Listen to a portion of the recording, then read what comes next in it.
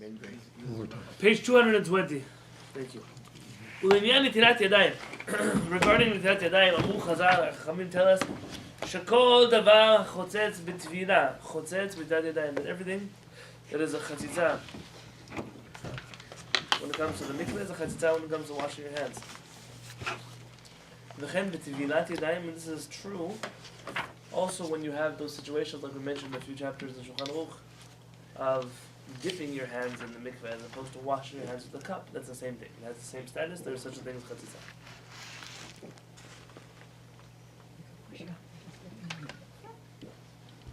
Yeah. It's for bread or something? Really? ואף אם היה הדבר חוצץ על מיעוט המקום בצריך נטילה ומקפיד עליו להסירו.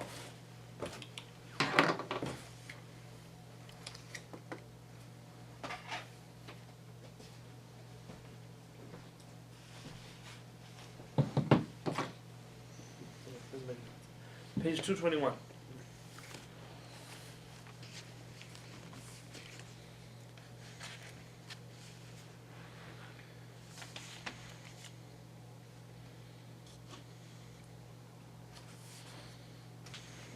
The second bold sentence on 221. ולפי מה שהתבאר להלן, and based on what we're going to establish later on in this chapter, שמעיקר הדין, that according to the base halakha, די בנטילת ידיים ליטול עד סוף קשרי האצבעות. The bare minimum amount you have to wash your hands is until the end of your knuckles. And that's how much of the hand you have to wash, until your knuckles. What are knuckles? What are knuckles? That's your wrist. Well, you got a few of them, yes. Those are knuckles, but till the end of your knuckles. Knuckles, yeah. Very good. Yeah, right there. Here. Oh, till here. Oh, okay. You have to get up to like halfway up here. Yeah, because Halfway up your palm. But don't write that down as a halakha, because the man said we wash up until our wrists.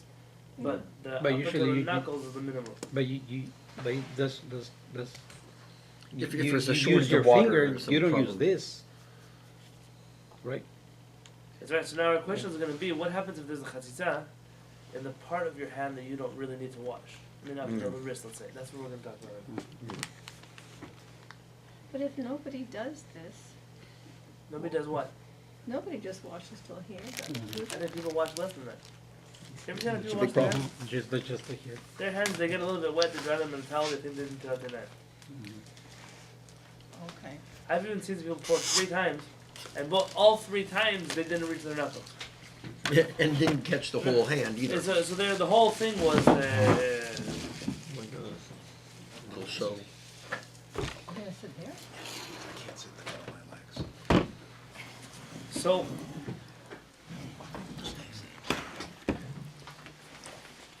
אלה שראויים להחמיר ולנהוג ליטול ידיים עד מקום חיבוק כבד על הזרוע, and even though you should be strict to wash your hands until your wrists, לעניין חציצה, in terms of חציצה, יש להחמיר אף כשלא היה הדבר החוצץ על רוב היד עד מקום חיבוע על הזרוע, אלא רק על רוב האצבעות.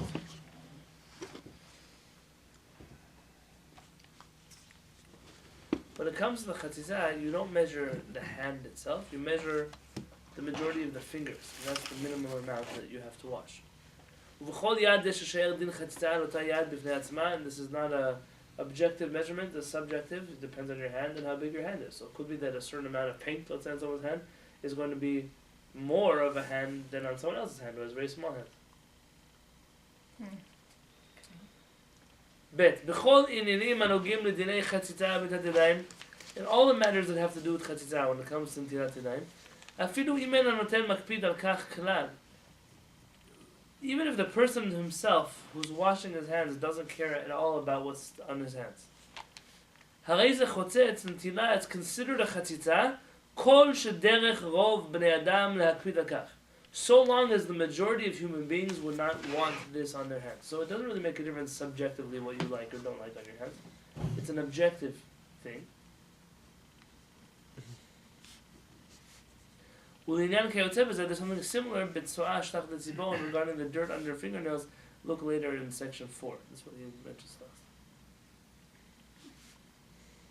last.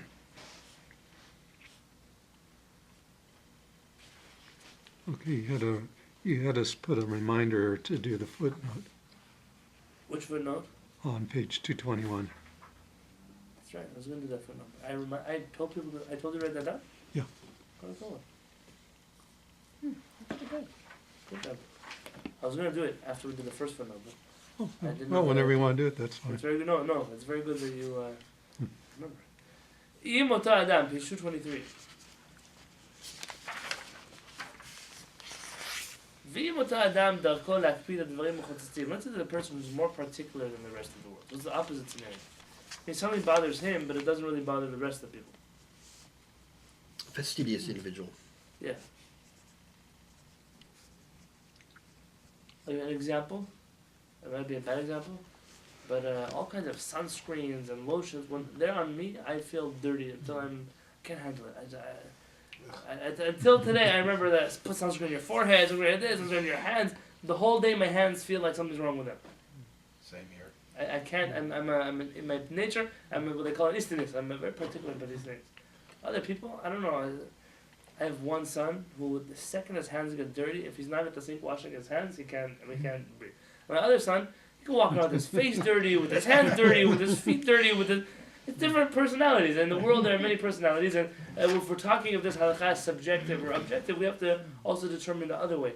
Not just if you don't care about something, but the majority of the world does, but the other way around. You're particular about something, but everyone else isn't. Ushar b'nei adam en darkam lakpid b'zeh. Other people are not so particular about these things. Yesh omrim, some say, sheyesh lahachmir b'zeh k'fi dato shenotel yadav, that you should be strict. I mean, even in the other scenario, we don't take your opinion into consideration. Here, if you think it's a chatzitah for yourself, but everybody else doesn't, one opinion says you should be strict, v'yesh makinim, and some say you should be lenient. V'raui lachush le'divrei ha'machmirim, and it's proper to take the strict opinion into consideration. V'chol makom, regardless, l'inyan tzo'ah shetachat hatzipor, and dirt that's under the fingernails, im hayta, page 224, lacha, if it was moist, ve'inam nidbek lach, and it's not so sticky, yesh להקל אפילו כשהוא עצמו מקפיד על כך שכל ששאר בני אדם אינם מקפידים. If it's something that's under your fingernails, it's not actually stuck there, that's, most people wouldn't mind, then you don't have to be strict about it,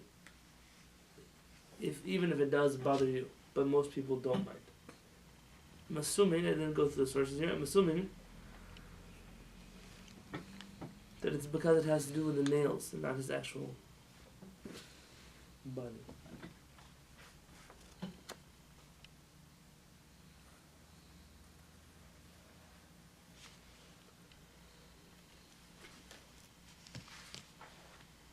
But that's different, no, Rabbi? The nail, well, you should cut your nails, right? Yeah, but we're not talking about cutting the nails, we're talking about cleaning underneath them.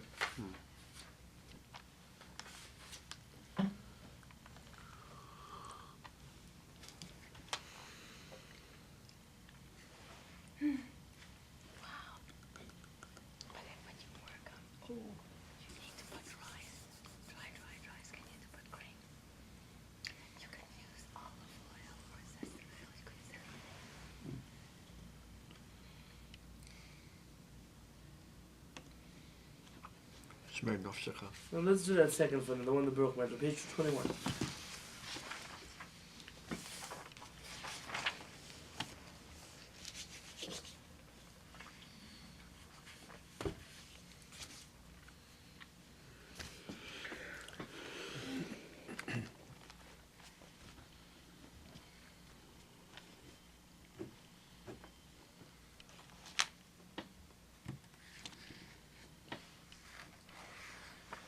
Where's that note?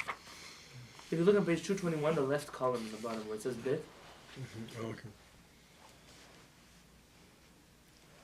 הנה בעצם הדין, אם הוא דבר שדרך רוב בני אדם להקפיד והוא אינו מקפיד. Regarding this halakha about something where you are not particular, but other people are, כתבו כמה ראשונים לעניין טבילת הגוף. Some ראשונים write in regarding to טבילה. Tefillah is not washing your hands, it's immersion in the mikveh.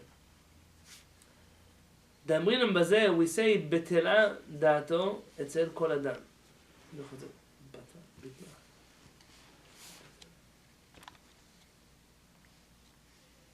We say, we say that his da'at is bater. He's nullified in 16. You're not particular. Everyone else is. You don't count for anything. V'chotzet, and it's considered a chatzitza. If most people would consider a chatzitza something, but you don't mind, Okay. Rule with the majority. then the majority rules in this situation. Those that say this, if you look, follow that Rashi Yud Gimel to the bottom of the page. There's a Rashi Yud Gimel, 2 lines from the bottom of the page. Chen Kavdu B'Sefer Yireim HaShalem, the book of Yireim writes that. The HaRashba, who wrote the book Yireim? I believe it was Harav Rabbi Elazar Mimitz. Someone want to check him out on your phone? Yireim, Y-E-R-A-I-M.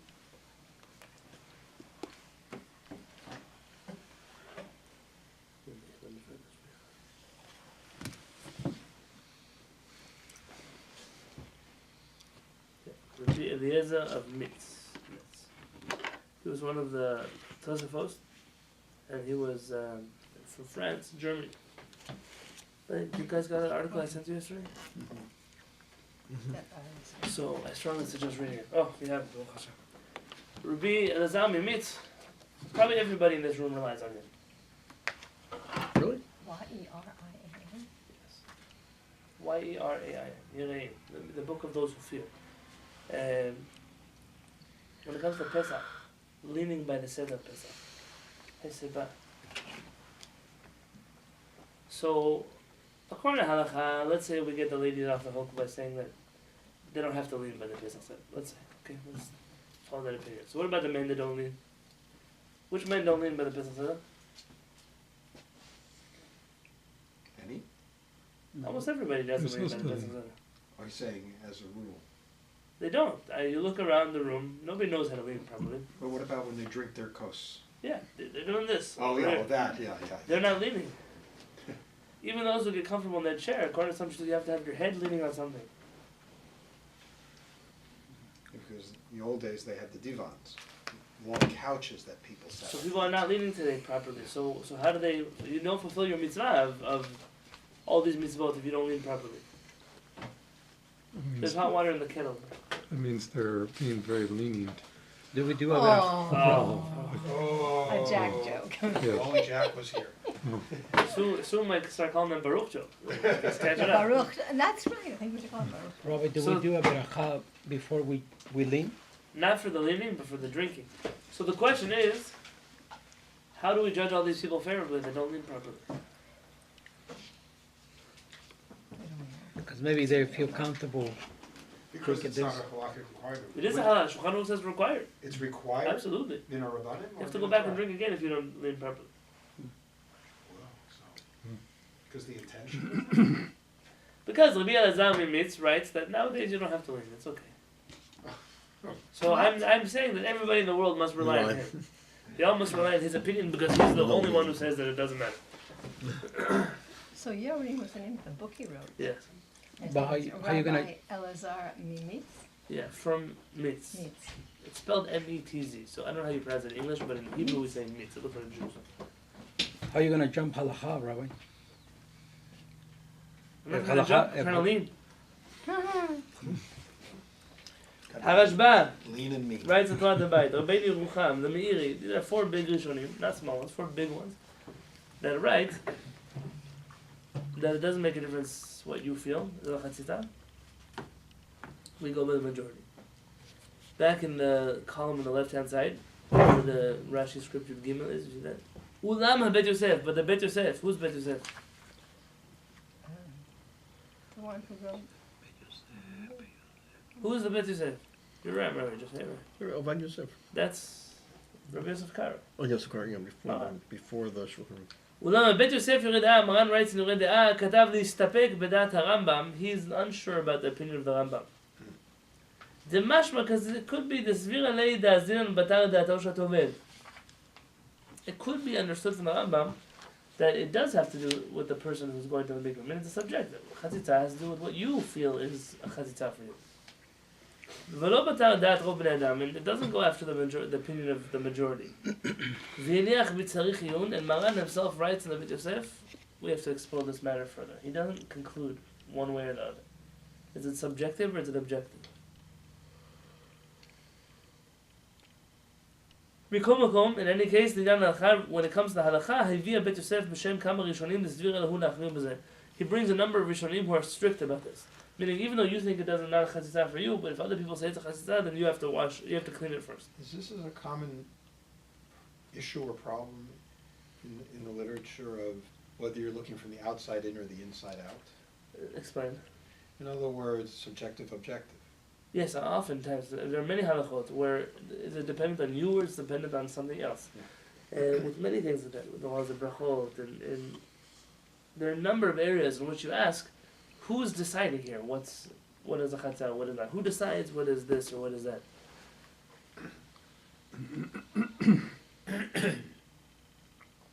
For example, now somebody wanted to tell me that fish can be cooked by somebody not Jewish because people already eat fish raw. Oh, sushi, yes. When I asked Rabbi Yonatan, he doesn't believe it. He said, no, what if the majority of the world ate fish raw? He said the majority of the world would have to get them evaluated. It wouldn't change the halakha. I'm sure that would offend some people. But the bottom line is, if somebody were to get you sushi grade salmon and slice it up for you into fillets and serve it to you for Shabbat dinner, you would eat it? Raw? Yeah. Some people do. I wouldn't, but some people do. I mean, raw fish? Who here would eat a whole fillet of A whole fillet? a piece, like what you would eat for dinner cooked, like what your wife would make for Shabbat dinner? Yeah, You don't eat it I'm not that going way. there. Yeah. No, you don't. I can't say, even those who might eat sushi raw, I don't believe that they actually consider themselves raw fish eaters. Mm-hmm. You consider them sushi dabblers. Yeah. When it says something that is eaten raw, they're not talking about something that's eaten raw sometimes. Something that's the way that it's eaten. This is something you eat raw. I mean, a cucumber, something you eat raw. A tomato, can you cook a tomato? Yes, but you don't have to cook a tomato. You can eat it raw also. Fish, yeah, there may be some people who are eating fish raw. But the people who actually are raw fish eaters are not the majority of the world, at least not yet. It's getting there. It could be. It could be. There's more sushi places than fish restaurants. But I'm telling you that even the sushi people are not always eating fish raw. Not always, no. They're eating it in the cooked rice and the seaweed. It's like something they have. That's a They're not actually. If you give them a piece of salmon on a Sashimi. plate, Oh, yeah. no, they always put something else with it. Or they marinate it. even I don't know that many people would eat. Like ceviche in Mexico. Yeah, I did. I was once a mashgiach on a wedding where they did Mexican food. They had ceviche, and I couldn't believe people were eating it. Yeah, they cook it with lemon. They didn't cook it. It was No, I know, raw. but No, but they they marinate raw, it. but the lemon, Yeah. supposedly the lemon, They pickled it. It breaks lemon. down to the tissue. the- Yeah, it's like So, cooking. so what is the difference of the fish, and what is the difference of the leaning, the halakha, about drinking wine? No, so the question, it's all coming down to Majority. it. Do we look at what a person does or what most people do? Look at what the halakha says. You know, there are halachot that depend on what society is doing. But now people do it. Now people do it. Like I used to do it. We used to do it in Madeira, when we haven't met you. We used to do it like this, because we don't know. So people do it because they don't know. So Yeah, we're I'm gonna not lean. blaming- We're gonna see, lean to. But I'm not blaming the people in Madeira. I'm blaming the people who go to Jewish school and go to yeshivot and go to synagogue and all those things, and they don't know. So why we're gonna lean to them if they don't want to study halakha? Because So they're I'm- gonna do it just like because everybody I'm do it. judging them favorably. For one time in my life, I'm judging the people who break halakha. So it continues. וכן פסקו הטור והשולחן ערוך יורה דעה, the Torah and the שולחן ערוך rule in יורה דעה, לעניין טבילה, regarding טבילה in המקווה. Does לינן בזה אחרוב בני אדם, that we follow the majority of people in terms of חציצה, ולא נתבהר בדבריהם, אם הוא הדין בזה גם מצד ידיים. But they were not careful to tell us, they were not particular to tell us whether or not this applies also to Ntat Yadayim, that the chatzitza is objective, or if it only applies to Tvila and Mikveh. Why? We said that everything that is chotzetz by a mikveh is chotzetz by washing your hands, right? So why would it have to be that way? Who cares? It doesn't have to tell us explicitly. Everything that applies in mikveh applies to. Barry, Sad. Barry, if you decide to Very do good. it, Do you remember that according to the Torah, these things are not barriers in the first place? It's a rabbinic decree by the mikveh that maybe you'll come to immerse in a way that is biblically prohibited, if we allow you to immerse in a way that is rabbinically permitted. And therefore, prohibited. Therefore, The question is, do the decrees that exist by the mikveh also transfer over to washing? If washing your hands is learned from mikveh, then we will follow the rules of mikveh when washing our hands.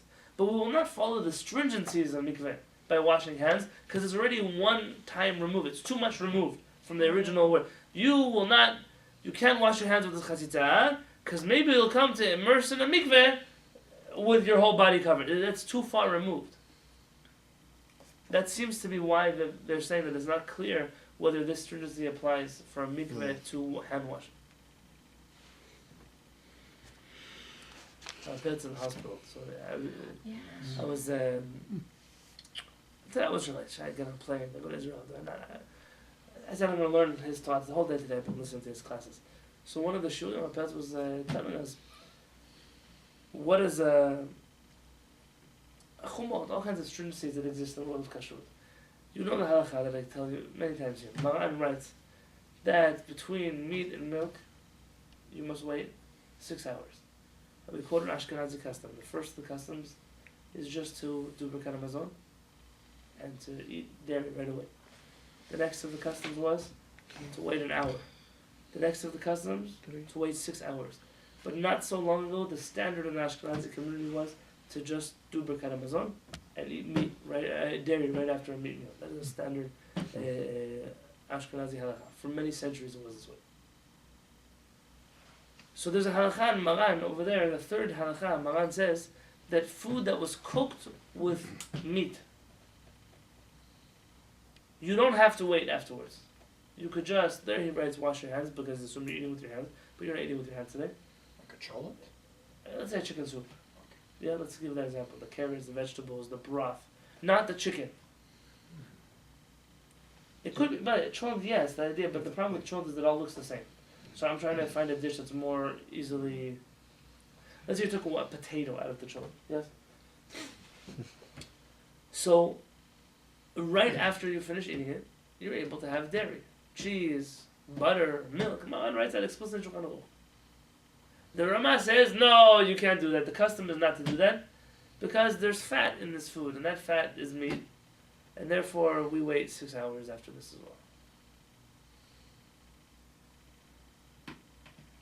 So we and those students of Alpez Yeshiva, after we have chicken soup without having chicken, we will have a coffee with milk. I'm not afraid to tell you that. I'm sure somebody will watch us on YouTube one day, take a clip, and I'm not afraid. This is exactly what it says in Shulchan Aruch. You're going to take sometimes I do this on Sunday night. I want to give my kids with their food vegetables. So I take the vegetables that were cooked in the chicken soup and I just put them in their plate. And if afterwards they want to have something to drink that's halal, yeah, who cares? Not just because they're kids, because that's the halakha. The carrots, the celery, they're not basari. Yes, you cannot eat them with cheese. You can't put cheese on them, and they're meat enough that you cannot have them with dairy. But to have them before and then right afterwards have dairy, that's totally okay. So what about this chumrah? By the way, the Sfaradim also don't follow Maran. The Sfaradim in general all follow the Ramah here. Traditionally, the Sephardic rabbis don't follow this teaching of Shulchan Aruch. So someone asked in the shiur, well, what about the fat that's on the potato? There's some grease over there. HaPelot said, so what? So what? It's meat. You have to wait 6 hours. Let's remind you again the halakha. Halakha is that according to the Torah, the only meat and milk mixture that is prohibited is if they cook together. If they're not cooked together, they're only rabbinically prohibited. So let me ask you this question. If someone is eating hot, you can imagine, not everyone can eat hot food, but let's say you come from Oaxaca and you can eat food off the grill, yeah, because you're good at that. You're eating hot, let's not say chicken, because chicken you're going to tell me is, let's say red meat, yeah, that's hot, and you're eating it off the barbecue. And in between your bites of steak, you're sipping a glass of milk. That's a terrible, I know it sounds terrible, this example. Well, that's mixing already. According to halakha, is this biblically prohibited what they're doing? No. It's rabbinically prohibited. So now answer this question. If one finishes eating their steak and they drink a glass of milk, is that biblically prohibited, rabbinically prohibited, or something else? Rabbinically, right? Rabbinic. Why? Because you didn't cook it together. Rabbinically prohibited is not to eat meat and milk that were cooked together, that were not cooked together, but eating them together. Okay. But eating dairy after you finish eating meat, that's not even rabbinically prohibited. That's not About the extra other way around. stringency. Otherwise, not a problem at all. Really? Yeah. So why are you waiting 6 hours? That's not even better. So then you have the famous Gemara. The Rabbi says, what is together? Together means what if they're stuck in your teeth? What if you're still tasting the flavor? Da, da, da. So when Rabbi says, listen, I'm the vinegar, the son of wine. The famous Gemara. I wait from one meal to the next. But from lunch I had meat. The next one I'll have dairy. Could even be an hour. I wash my mouth out in between, whatever it was that he says there. He says, my father used to wait a whole day. Till the next day he wouldn't have dairy. So you see, that's the range of opinions. If the Rambam had not ruled 6 hours, and therefore Maran ruled 6 hours, said on parents, when he sat down and reviewed these halachot in the Talmud and the Rishonim Achonim, the obvious halacha is that the early Ashkenazi rabbis were the most logical opinion. After you finish eating meat, you wash your mouth, you wash your hands, you do Birkat Hamazon, you can have dairy. The whole prohibition biblically is if they're cooked together. Rabbinically, not to eat them together if they were not cooked together. But to not have them one after the next, It's almost universal. that is the universal. I don't think there's any community anymore that follows that. But there's no clock in the Shulchan Aruch on this. You know, Well, in the there's no Shulchan Aruch stopwatch. there is. There really is a 6-hour term. But if you look at all the commentaries before, if it was not for the Rambam and Shulchan Aruch, if it were not for them ruling this in halakha, we probably would be just like the Ashkenazi rabbis, having right away dairy. You see this opinion and you're not so scared by it. It sounds scary when you don't understand the halakha. So now imagine this. So now you're having your potato from the chicken, from the chamir, or the carrot from the chicken soup, and it has a little bit of grease on it. What Maran is telling you is that's not meat enough for me to require you to keep a biblical, rabbinic, gzera, and a minhag. It's too much already. It's not enough meat for you to have to wait 6 hours. When a person thinks through the halakha, it makes sense. When you don't think through halakha, it sounds crazy. 6 hours. And there are people who tell you that 3 hours they by accident had some dairy after meat. They think they have to wait for Yom Kippur. They're not going to get into Gan Eden because they eat milk together. But it's not true. You need a lot of house cleaning. A lot of house. This is All great. the way down the line with halacha. So what's the fear? I once spoke to the Tamil Chacham. You can't tell people this halakha. Who's my uncle? Keep them dumb. I have an uncle. My father's brother is Tamil Chacham. Big Tamil Chacham. You can't tell people that. Like, why? Because once you tell them things like this, you don't know what they're going to do. Oh, yeah, it's the old This is the old slippery slope. You give them an inch, they're going to take a mile. It is not wrong. There are communities where you have no reason to trust the people in the community. They're going to listen to halakha. But if you're trying to raise a community of halakhically educated and observant people, you're going to hide the halakha from them. So let me tell you, the lay person that doesn't study, they barely keep. Fine. What about in yeshivot though? What is the excuse not to teach us to the yeshiva students? At least the next generation reach to know halakha properly. How long are you going to keep hiding these things from people without it affecting us negatively? And the fear is it's going to be like the conservative community that began somewhat observant and then ended up starting with the microphones and then driving to synagogue and on and on and on and on. I'm sure that somebody's not going to like this someday. But I believe that the conservative movement was a part of orthodoxy Oh yeah. until orthodoxy decided to become so fanatic that they pushed the conservative movement out. When I was a kid, it was Meaning the conservative movement used to be made up of rabbis that were Shomer Shabbat, that ate Yes. kasher. Many of them believed in Kosh Baruch Hu. They went to yeshivot like everyone else went to yeshivot. They were not so different than most American Orthodox Right. communities. The response of the Orthodox communities to the conservative movement was, let's push more to the right and get these people out from us. And that worked. It worked very well, actually. The conservative movement went out of the Orthodox community. They did leave the bounds of halakha, absolutely. I'm not going to cover for them on that. And then essentially people either decided to go reform or go Reconstruction. other denominations or whatever it was. But I very much believe that if there was a responsible rabbinic leadership in that generation, that could have been avoided. Absolutely. I see it happening now. You see it happening with the outer circles of the modern Orthodox community, for example. There will be a point in which it'll be a breaking point. It's do we choose to stay in or do we step out for good? And we're not doing a good job of making sure that doesn't happen. The rabbinic leadership we're trusting should not be trusted. It's not a responsible rabbinic leadership. To teach people halakha cannot be considered a dangerous thing.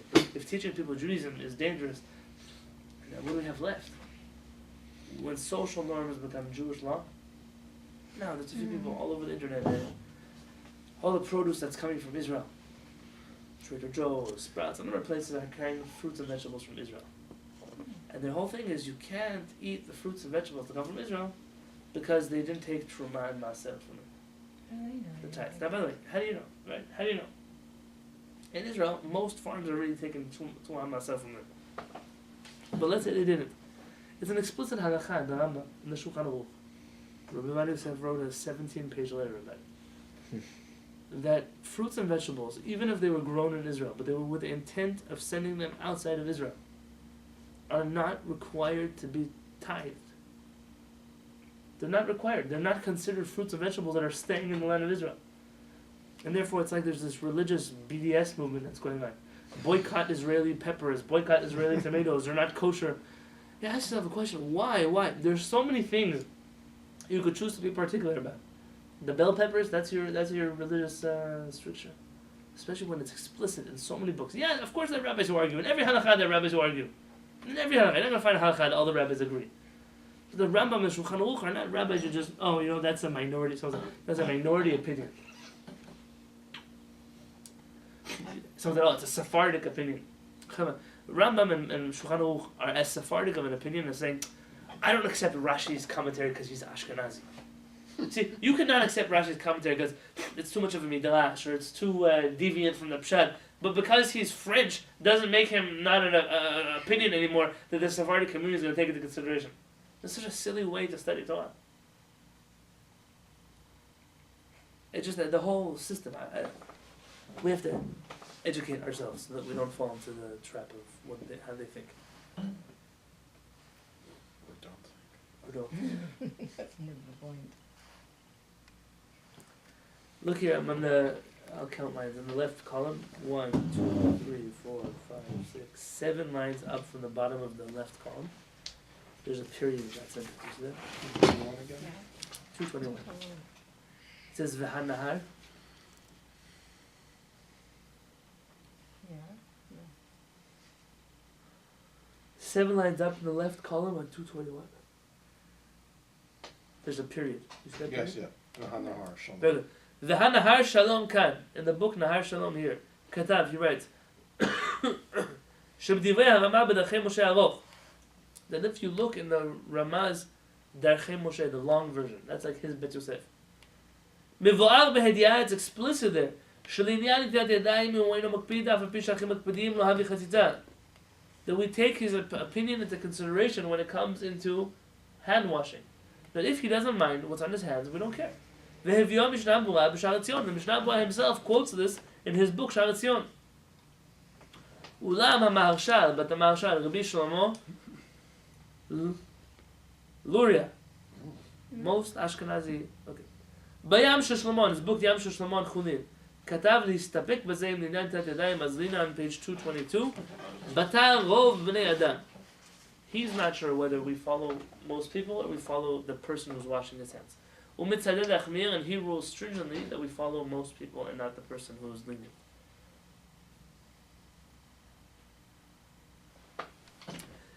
והביאו השיערי כנסת הגדולה, he quotes him, ועיין בעולה תמיד, look at the book עולה תמיד, ובעליה רבה, he quotes him, ובברכי יוסף, who's the ברכי יוסף? רבי חיים יוסף דוד, אז אולי, בחידה, שכתבו בשם המהרש"ל, they write in the name of the מהרש"ל, להחמיר בזה, to be strict about this, וכן פסקו בשולחן ערוך הגאון רבי זלמן, and also Rabbi Zalman the genius in his book, the Shulchan Aruch, who's that? Not Rabbi Zalman, Chabad. The first Lubavitcher Rebbe. Oh. Oh. You notice how we call him? We call him the genius Rabbi Zalman. Interesting. If only I would receive the respect back to our HaShamayim, an ounce of that. It would be already an evil playing Well, he field. wrote a Shulchan Aruch. Yeah, and we call him the Shulchan Aruch of the Gaon Rabbi Zalman. But why do the Sfardim not call him? They call him Shneur Zalman. Why do we just call him Zalman? Why do we skip his Shneur? This is not a Hebrew. Okay, it's not. So neither is Zalman though. The acronym for Rav Shneur Zalman is Shin Zayin, which in Sephardic Kabbalistic acronyms refers to a nocturnal emission in Harakah. And because of that, in order to give him respect, we don't write his name the way he would have written his name. I know it sounds strange, but we would never want someone to say, "Oh, we wrote about him, Rabbi Shaz." You know, we never want to do that. So because of that, we just write Rabbi Zalman. We leave his name the way that way. It's on many things, like in your book here. If you look on page, here, look on page 303.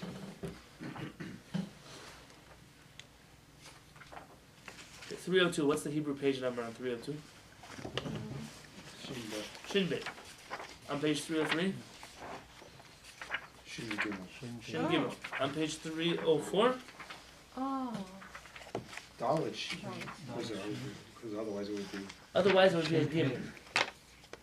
And because of that, they don't want to write it that It way. turns it the other way. If you look here, for example, on the. Let's see if we have that page. Yeah.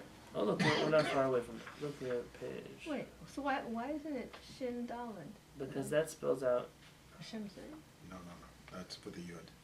Yeah. Without the Yud, it spells a demon. It spells a demon. Oh. Okay, look on page 270.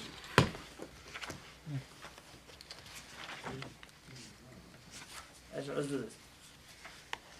269 is Reish Samech Alef. Yeah? That's 269. Then on page 270, instead of Reish Ayin, it says Ayin Ayin Reish. What is Reish Ayin? Evil. Ra, evil. So what do they write instead? Er, awake. Page Reish Ayin Aleph, right? And then you come to page Reish Ayin Bet.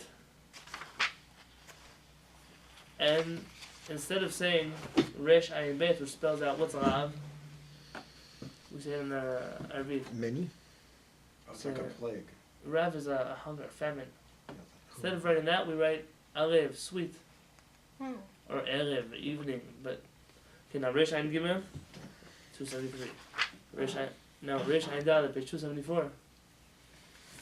Rad is trembling. So we write Eder, like a flock of sheep. Page 275, Ayin Reish Hey, should be Reish Ayin Hey, that's Ra'ah, the evil one in feminine. So we write Era, awake. And then perhaps the one that sticks out a lot is, look with me on page 2096.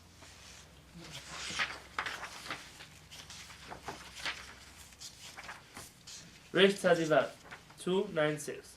297, Reish Tzadizayin. 298, Reish Chet Tzadi. It should be Reish Tzadi Chet. What does Reish Tzadi Chet spell? Like Ritzach. Very good, murder. Or murder, Retzach. That's one of the Ten Commandments. So instead, they write Arachat, to wash, to cleanse. Our Chachamim are very particular to use clean words, always. And it's we live in a world today, sticks and stones can break my bones, but words will never hurt me. Is that true? That's the opposite. If our rabbis viewed this as your words have to be refined. It's not just they can be acceptable. They must be refined. That's how Jews speak.